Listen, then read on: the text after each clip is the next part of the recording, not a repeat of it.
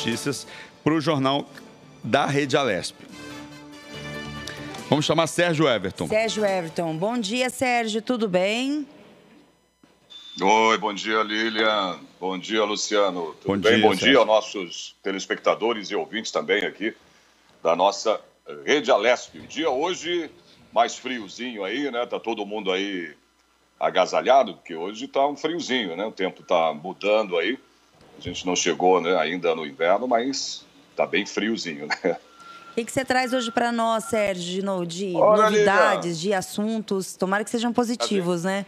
Não, com certeza. Não, mas é o que eu faço aqui, né? Eu procuro trazer sempre as notícias mais positivas, né? Porque a gente só vê, né, as coisas sendo noticiadas aí como mortes, mais infectados do coronavírus, a curva subindo, né? Aquela coisa toda. Mas é bom sempre a gente ver esse outro lado, né, bom dessa pandemia. Não, entre aspas, a gente fala assim, eu falo bom, mas não é bem o que ninguém queria isso, né? Mas é bom a gente ter essas notícias, né? Por exemplo, as compras com esse auxílio emergencial, olha só, com os R$600, elas vão ser ampliadas aí para todas aquelas maquininhas, né, Luciano e Lília? Sei. Maquininhas que você usa, né? São recursos aí da maquininha que vão permitir ao beneficiário não precisar sacar o auxílio, né? Ou seja, vou explicar por quê até. As filas nos bancos, né? Porque as filas são muito grandes. O problema também, né, da questão de você ser... Né, a gente não fica pensando nisso, mas acontece, a gente sabe disso, é assaltado, aquela coisa toda. Então, as maquininhas aí que a gente usa, né, no dia a dia, elas vão poder permitir que a pessoa use o dinheiro sem precisar sacar, né, sem precisar ir na Caixa Econômica. Então, você pode, como se fosse o cartão lá do VR, aquela maquininha que você usa, né, vai lá, faz as suas compras, paga, né? O Banco Central, ele prevê que todas elas, essas maquininhas de cartão, vão receber pagamentos de compras feitas com esse auxílio, né, dos R$600, por meio de um aplicativo. Esse aplicativo é da Caixa Econômica, chama Caixa Tem, né? E eles estão tentando aí agilizar isso o mais rapidamente possível. Hoje, por exemplo, só estão recebendo esses pagamentos as empresas controladas, né, pelos grandes bancos, né, claro. A previsão é do diretor aí da organização do sistema financeiro do Banco Central. E esse arranjo de pagamento vai dar acesso, né, o mais simetricamente possível a todos os credenciadores de estabelecimentos comerciais. Por quê? Para não haver aquela coisa toda, mas só os bancos grandes que vão ter esse tipo, né, de fornecimento, né, da maquininha. Não, todos vão ter direito sem dar privilégio a nenhum banco ou a outro. Então, isso é bom, né? O diretor deu um prazo aí exato para isso acontecer. Ele também disse que o Banco Central está extremamente vigilante quanto a possíveis efeitos, né, anticoncorrenciais, como eu estou falando agora, né, para não haver essa questão da concorrência entre os bancos, por exemplo, só empresas grandes são beneficiadas com esse sistema. Não, então as pequenas também vão poder usufruir, né, poder concorrer com as outras, estarem juntas, né, para não haver essa questão da disputa, né, de empresas independentes das maquininhas que ainda não recebem esse pagamento pelo Caixa Tem. Então é muito legal isso, né? O governo está tendo aí uma solução, procurando uma solução, para que não haja, como eu disse, a concorrência, né? Essa questão, o banco, só os bancos grandes podem fazer, o lucro vai sempre... Não, então vai ser dividido aí. Então todos os bancos vão ter direito aí de usar, né, esse dinheiro dos R$600 do auxílio emergencial para poder, né, o contribuinte, quem vai sacar, poder usar sem precisar pegar dinheiro, não enfrentar fila aí, que é horrível, a gente sabe disso, né? As filas são enormes, é muita gente, e isso é uma ideia legal. Outra coisa é que o Brasil, né, os testes da vacina lá em Oxford começam agora em junho aqui no Brasil, né? Na semana aí do dia 15. O Brasil foi um dos países escolhidos para testar a eficácia da vacina desenvolvida pela universidade, essa Universidade de Oxford, contra o novo coronavírus. O procedimento foi aprovado pela Anvisa, que é a nossa, né, Agência Nacional de Vigilância Sanitária, e também pelo CONEP, que é a Comissão Nacional de Ética em Pesquisa, e vai ser realizado aí em 5.000 voluntários no país.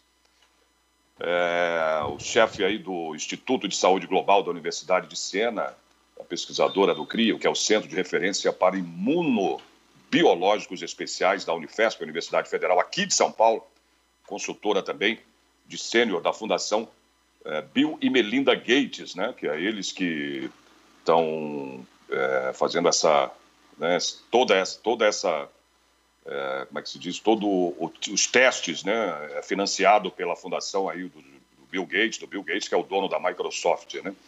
E os voluntários ainda serão recrutados. Os testes vão ser e deverão começar na semana desse dia 15 de junho. A chegada das doses, entretanto, depende ainda aí de quando eles conseguirão, né, desembarcar no Reino Unido, uma vez que os voos estão aí circulando em número bem reduzido. Quer dizer, o Brasil está realmente, viu, Lilian e Luciano, também à frente disso tudo. Não são só os países desenvolvidos aí que estão correndo atrás das vacinas, né? O Brasil está bem nessa situação e eu tenho certeza aí que logo, logo, né, essa vacina vai aparecer, né? Se dissesse assim, o Brasil está, inclusive o Brasil está entre os 30 países aí, né, que estão fazendo testes para descobrir a vacina contra o coronavírus. Isso é muito importante, né? A gente está nesse meio dos grandes aí, né, para que essa vacina chegue logo e acabe com essa pandemia. Outra coisa, na França, viu?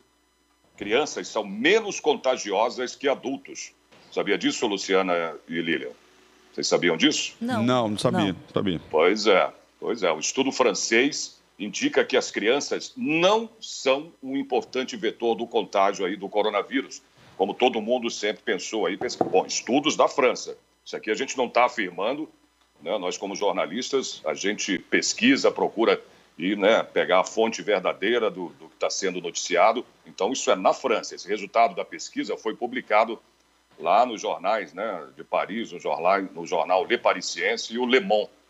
O estudo foi realizado por pediatras com 605 crianças de menos de 15 anos, com menos de 15 anos, né, na região metropolitana lá de Paris e organizado pela Associação Francesa de Pediatria Ambulatorial. A região parisiense é uma das mais afetadas, a gente sabe disso, né, da epidemia aqui no país. Lembram aí os jornais. Os jovens, lá na França, no país aqui não, na França, né, os jovens foram seguidos por 27 pediatras durante quase um mês. Né, quase um mês, os pediatras seguiram essas crianças para fazer o teste, né, para saber se realmente, né, as crianças são mais infectadas ou não, ou possam ser assintomáticas ou não e passar, né, o vírus para as outras pessoas. E foram acho que foi do dia 14 ao dia 14 de abril a dia 12 de maio, né? E ficou aí essas crianças sendo monitoradas para saber, e realmente foi comprovado lá na França que as crianças elas são menos propensas, né, a passar esse vírus o coronavírus, né, o novo coronavírus. O objetivo dessa pesquisa era desvendar o papel das crianças e também dos adolescentes na propagação da epidemia desse novo coronavírus, né? Ainda existem, olha, não é assim também não, né? Existem ainda muitas incertezas e fatores desconhecidos sobre a doença, mas as crianças, né, parecem ser menos infectadas mesmo e menos contagiosas. Segundo a pesquisa, confirmou que a doença atinge principalmente os adultos, né? Os casos graves e também de mortes ocorrem aí quase que exclusivamente a idosos ou pessoas que já tinham doenças, por exemplo, doenças pré-existentes, né? Como hipertensão, né, diabetes, essas coisas. Recentemente, a Agência de Segurança Sanitária e de Saúde Pública da França informou que os casos pediátricos da Covid-19 representam uma pequena porcentagem do total de contaminados no mundo, que é aí entre 1% e 5%.